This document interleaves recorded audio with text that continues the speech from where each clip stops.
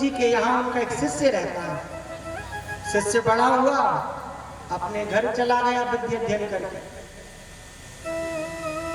कुछ दिनों बाद शिष्य लौटकर गुरुजी के पास आया, गुरुजी को प्रणाम किया।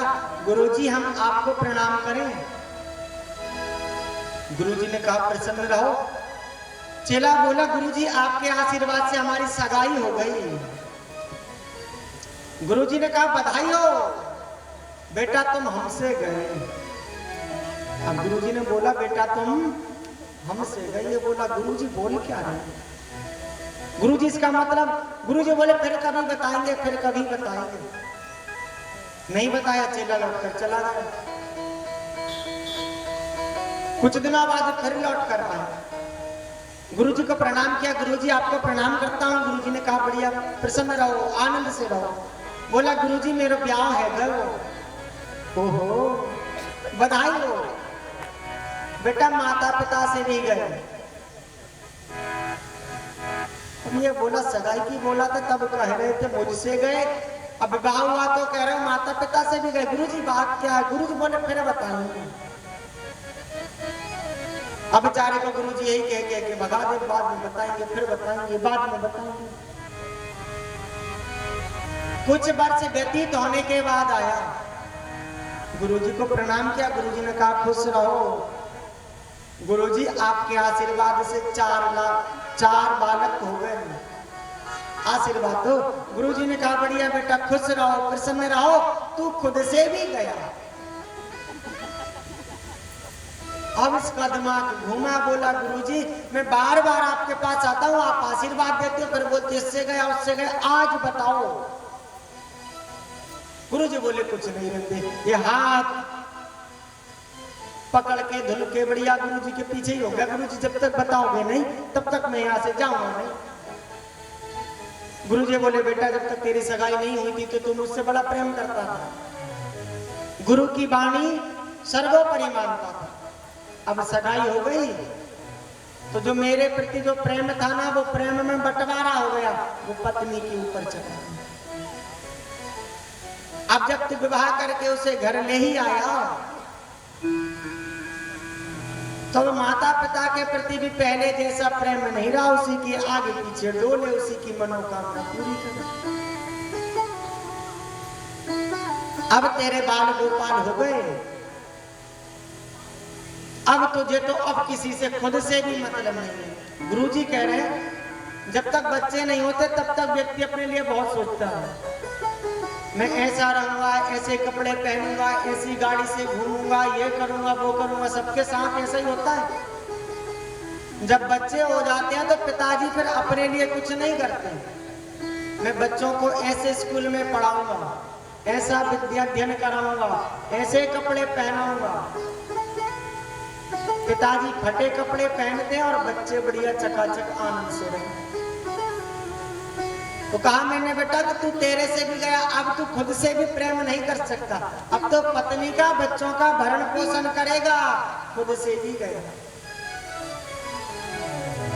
तो चेला भी बड़ा समझदार बोले गुरुजी तुम ठहरे महात्मा, तुम का जानो गृहस्थ जीवन में कितने सुख हो।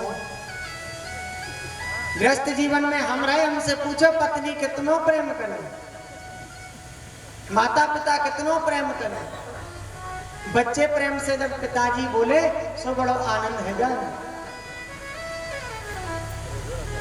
गुरुजी बोले बेटा ये सब स्वार्थ के हैं। अच्छा गृहस्थ जीवन और संत जीवन में अंतर नहीं है कुछ, दोनों की मंजिल एक ही है। गृहस्थ जीवन की और संत जीवन दोनों की मंजिल एक ही है, भगवान की प्राप्ति।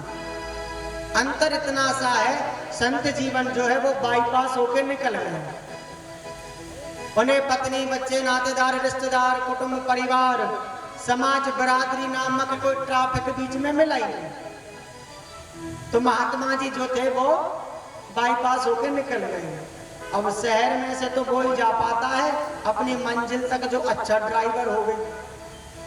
अब इसमें हम गृहस्थ जीवन में भगवान की प्राप्ति के लिए जब चलते हैं, माता पिता पत्नी पुत्र पुत्री सास ससुर नातेदार रिश्तेदार कुटुंब परिवार अड़ोस ये सब ट्रैफिक बनकर आ जाते हैं। अब अच्छा ड्राइवर होगा तो पूरे ट्रैफिक में से गाड़ी निकालकर भगवान तक पहुंचा देगा। सिर्फ इतना ही अंतर है। चेला बोला गुरुजी तुम ना जानो बड़ो प्रेम हो गृहस्थ जीवन में।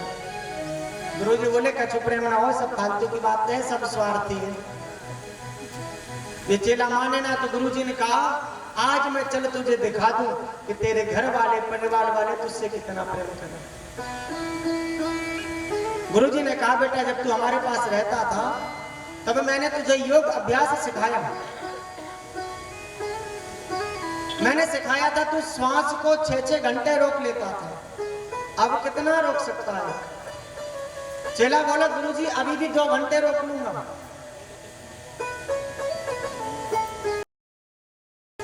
बोले ठीक है, घर आंगन में जाके लेट जाइए और श्वास रोक लेना।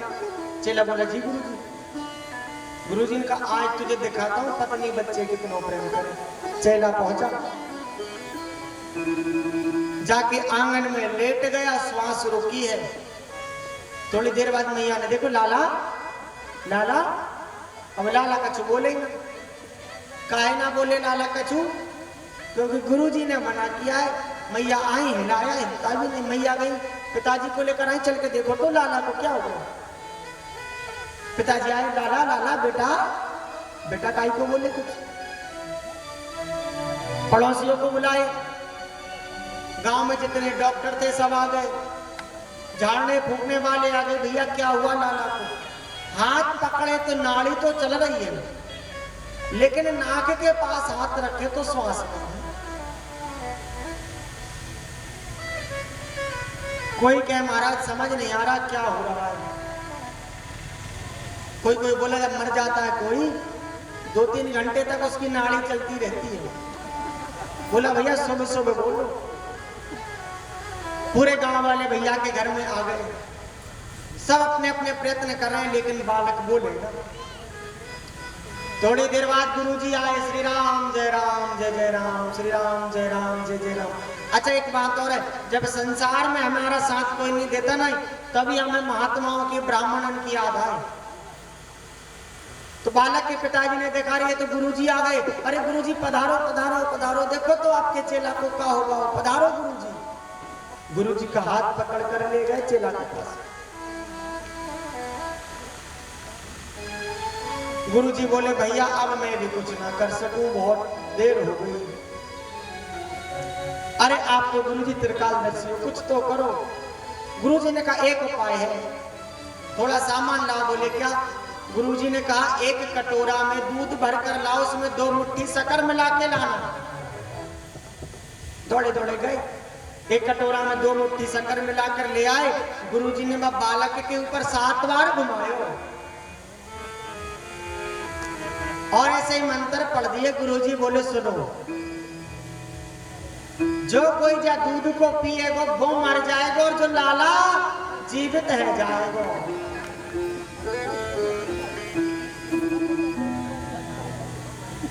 मैंने मंत्र पढ़ दिए,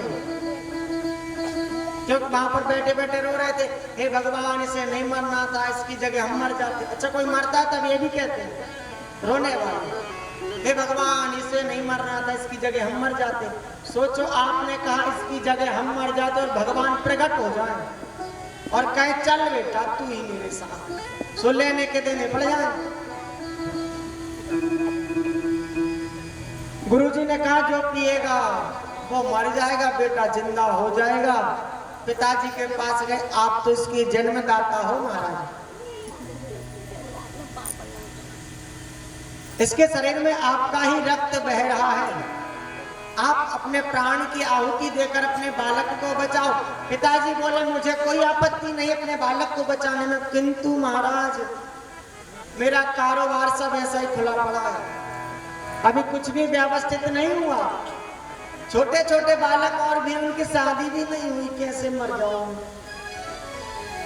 माता जी के पास गए, आप तो इसकी जननी हो, जन्मदात्री हो, आप ही ये दूध पियो और अपने लाला को जीवन दान दो।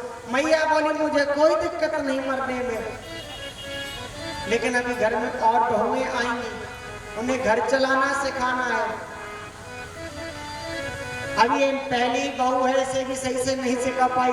अगर मैं ही मर गई तो मेरे तो घर परिवार सब बर्बाद हो जाएगा, मैं ना मर सकूं। माता पिता ने मना किया तो पत्नी के पास पहुंचे। देवी तुम इसकी पत्नी हो, पत्नी अर्धांगिनी होती है। हमेशा पत्नियों ने अपने पति की रक्षा के लिए अपने प्राणों की आहुति दी है। आप भी अपने पति परमेश्वर के प्राण के लिए अपनी प्राणों की आहुति दे दो। पत्नी तैयार है जी गुरुजी, किंतु गुरुजी मैं हाथ जोड़कर एक निवेदन कर रही हूँ, ध्यान से सुनिए। पत्नी ने कहा मैं मरने को तैयार हूँ, दूध पीने को तैयार हूँ, लेकिन मेरी आपसे एक विनती है। गुरुजी ने कहा बताओ। बोली जो विधाता ब्रह्मा ने लिख दिया उसके बीच में मैं हस्तक्षेप काहे को करूं? जो विधाता ब्रह्मा ने उनका लिखा है उसमें मैं काहे को बीच में पढ़ूं? मैं नहीं पी सकती।